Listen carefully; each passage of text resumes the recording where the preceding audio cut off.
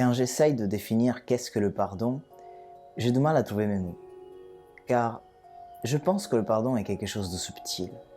C'est quelque chose que je vois comme une énergie, comme une guérison du cœur. Trouver et vivre cette guérison, souvent, est quelque chose de pas facile et qui prend du temps parce que notre mental s'y oppose.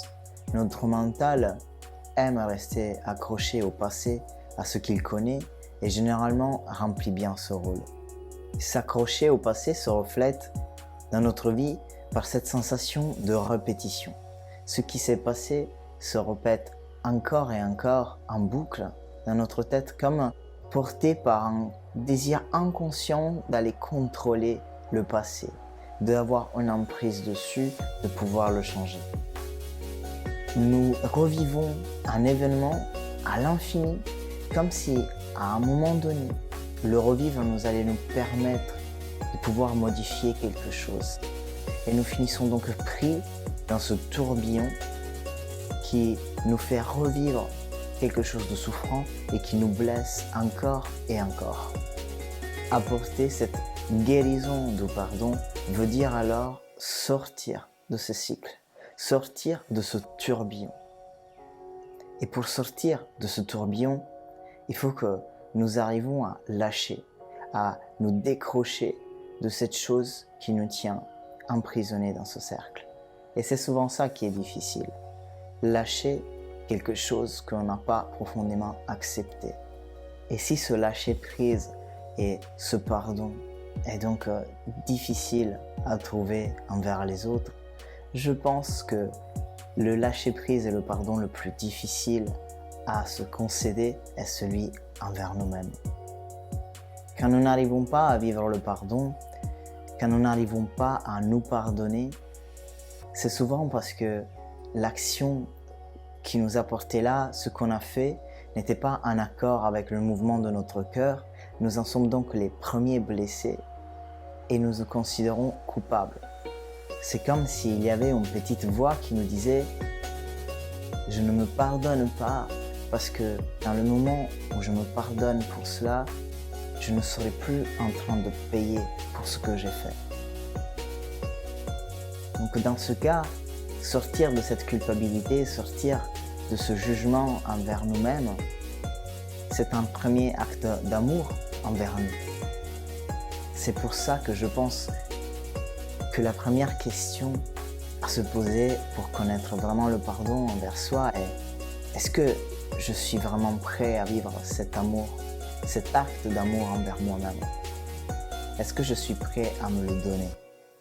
Et si tu es dans cette souffrance de pardon, dans ce besoin de te pardonner, il est probable que tu te rends compte qu'il y a une partie de toi qui refuse de quitter cette peine, de quitter cette sorte de punition. Quand on s'empêche de pardonner, on s'empêche la joie. Notre culpabilité vient poser un poids sur tout moment de joie et de légèreté.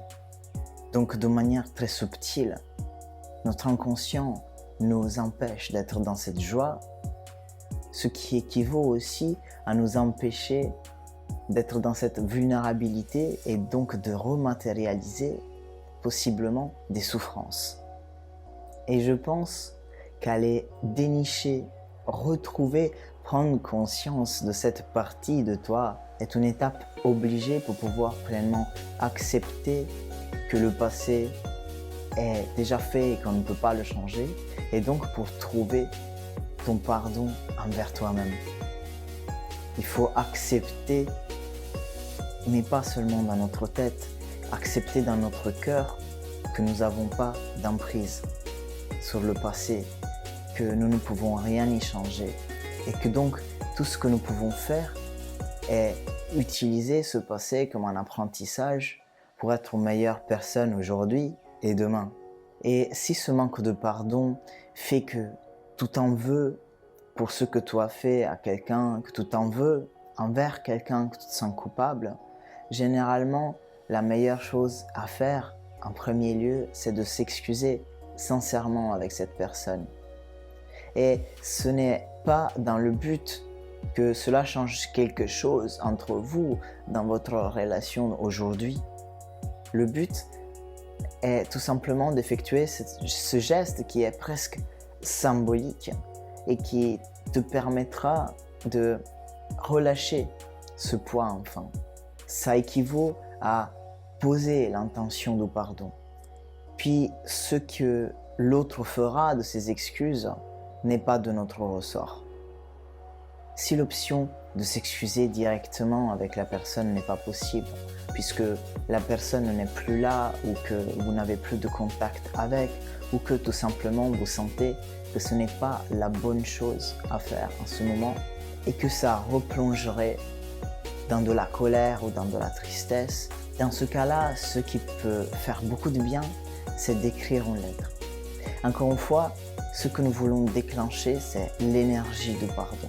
Et pour ça, écrire une lettre dans laquelle nous nous exprimons librement, sans censure, en nous excusant, en nous pardonnant ou en demandant ce pardon, peut être très utile à ça, puisque justement, ça nous permet de relâcher ce poids.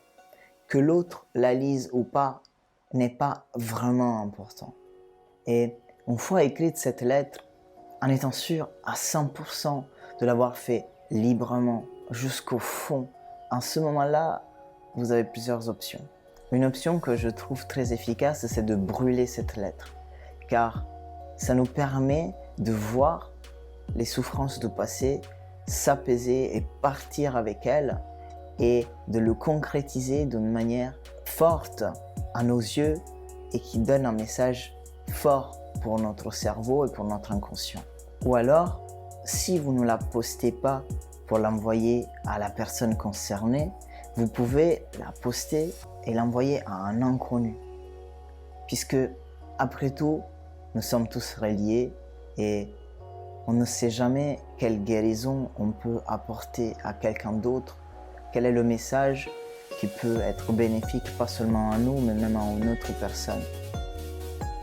Ou alors, vous pouvez la laisser sur un banc et quelqu'un la prendra et la lira. Et je pense que ce sera forcément donc la bonne personne.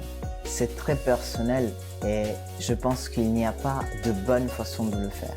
Ce qui compte, c'est que cette façon soit utile pour vous, qu'elle vous soit bénéfique et que vous sentez que vous pouvez relâcher ce poids de vos épaules et que vous pouvez vous donner cette intention de pardon via cet acte.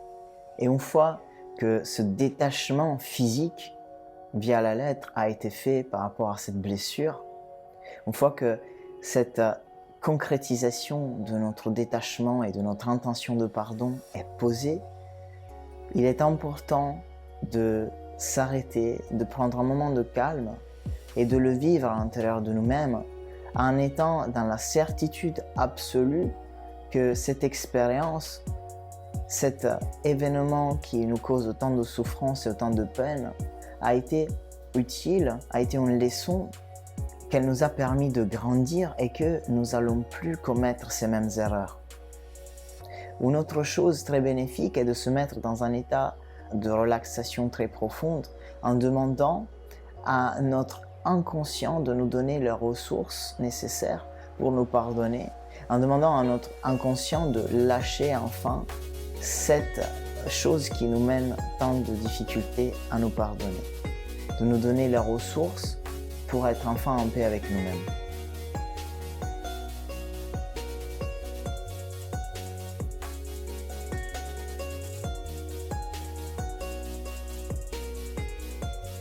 Merci d'avoir regardé cette vidéo.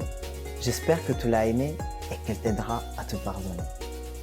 Si tu l'as apprécié, n'hésite pas à mettre un like et surtout, n'oublie pas de t'abonner à la chaîne pour que tu puisses être notifié de toutes les vidéos chaque semaine.